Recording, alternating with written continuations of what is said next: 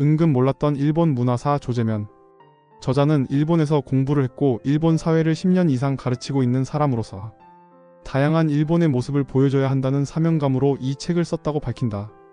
이 책은 일본에 대해 관심을 가지기 시작한 분들께 입문자용으로 추천한다고 저자는 스스로 밝혔다. 그런데 막상 읽어보면 일본에 대해 어느 정도 안다고 생각하고 있었지만 몰랐던 내용들이 많았다. 일단 내용이 흥미롭고 쉽게 씌워졌고 재미있다. 좀비 의원.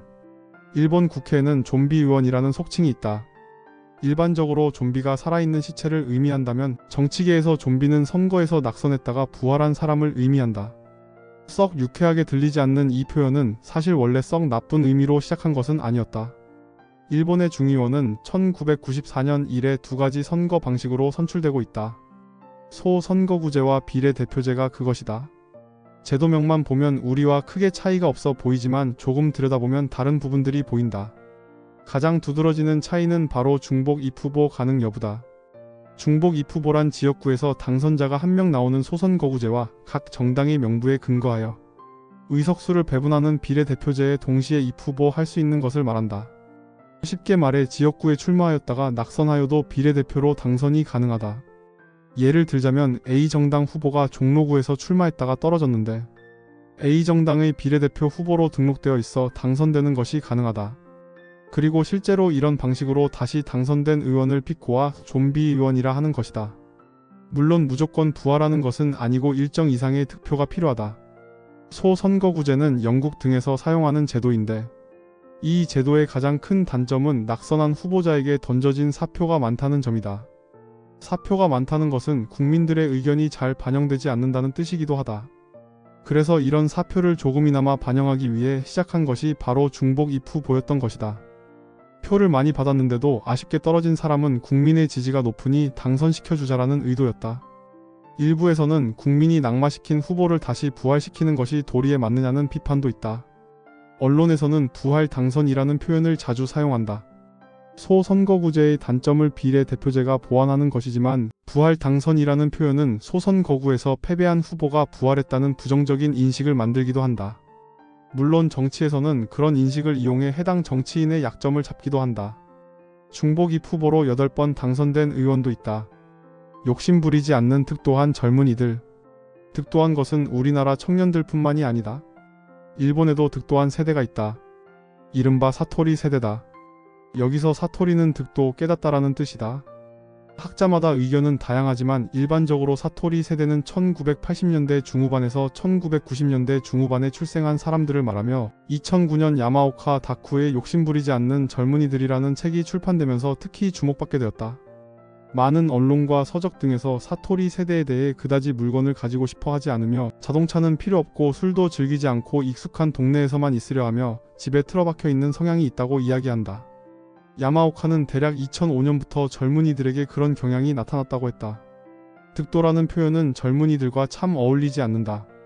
그렇기 때문에 사토리 세대는 인터넷상에서 더욱 반응이 컸고 2013년 한 언론사에서 사토리 세대에 대해 연재하면서부터 본격적으로 알려지게 되었다. 그러면 사토리 세대는 어떤 배경을 가지고 등장했을까? 한 세대의 배경을 단순하게 볼 수는 없지만 그들이 무엇을 보고 성장했는지 당시의 일본 경제 상황을 보면 조금은 이해할 수 있지 않을까? 1991년은 일본에서 부동산 버블이 붕괴한 해이다. 많은 사람들이 그 해부터 일본 경제가 폭격을 받은 것처럼 한순간에 무너졌다고 생각하지만 사실 그렇지는 않다. 버블 붕괴와 더불어 그 이후 여러 복합적인 요인이 겹쳐지면서 장기적인 불황이 온 것이다.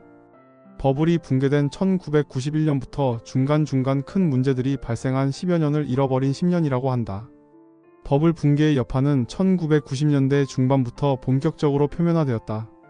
그 중에서도 1995년과 1997년의 기억은 조금 특별하다. 아마 이 두 해를 유쾌하게 기억하는 일본인은 별로 없을 듯하다. 불안한 경제와 흔들리는 사회. 이러한 모습을 보면서 자란 세대가 바로 사토리 세대다. 학업을 마치고 사회로 나온 사토리 세대. 그들을 기다리고 있는 현실은 어땠을까? 버블 붕괴와 장기 불황은 일본 사회를 많이 바꿔놓았다. 일본은 일본식 경영이라고 하여 종신 고용제와 연공서열을 바탕으로 한 안정적인 고용과 노동을 자랑으로 여겨왔다. 버블 경제가 붕괴되자 불황과 함께 파견사원이나 계약사원 등 비정규직이 증가하였다. 어느 사회에서나 젊은 층이 여기에 포함되는 경우가 많다. 일본에서는 당시 사토리 세대가 그 세대였다. 정규직과 비정규직의 차이는 우리 사회의 문제이기도 하기 때문에 자세히 설명할 필요도 없을 것 같다. 비정규직은 경력을 쌓아서 이직하기가 힘들고 승진할 기회도 거의 없다. 쉽게 말해 일본 사회는 격차가 심해진 격차 사회가 되었다. 격차 사회라는 용어는 2006년 일본의 신조어 유행어 대상 후보에도 올랐다. 언제 그만둘지 모르는 비정규직 또는 운이 좋아 정규직이 되었다고 할지라도 예전처럼 고용이 안정적이지 않은 상황에서 사람이 안정지향으로 나아가는 것은 어쩌면 당연한 일일지도 모르겠다. 크게 욕심내지 말고 현실에 안주하며 소소한 행복을 누리는 방향으로 장기 불황 속에서 힘내서 일해도 더 나은 풍요를 누리지는 못한다고 생각한 것일까? 일본 사회에서 사토리 세대에 관심이 높았던 이유도 이러한 성향이 경제와 소비 패턴에 많은 영향을 주었기 때문이다. 자동차나 명품과 같이 비싼 물건 또는 비싼 소비재는 수요가 감소하였고 사치나 허세를 부리기 위한 소비도 감소하였다. 사토리 세대가 스스로 무력을 내려놓은 것도 있지만 버블 붕괴 이후의 장기 불황 속에서 일본 전체의 소비 패턴이 바뀐 영향도 있었다. 불황이니 비싼 물건은 팔리지 않았고 흔히 말하는 가성비 물건이 대세로 자리 잡았다. 사토리 세대가 등장하면서 코스파라는 용어도 나왔다. 코스트 퍼포먼스의 줄임말로 가성비를 뜻한다. 오타쿠의 유래. 덕업일치는 우리나라에서 만들어진 신조어다. 덕질과 직업이 일치한다는 의미로 덕질은 좋아하는 일에 광적으로 빠져있는 것을 뜻한다. 따라서 덕업일치는 관심사가 직업이 된 것을 의미한다.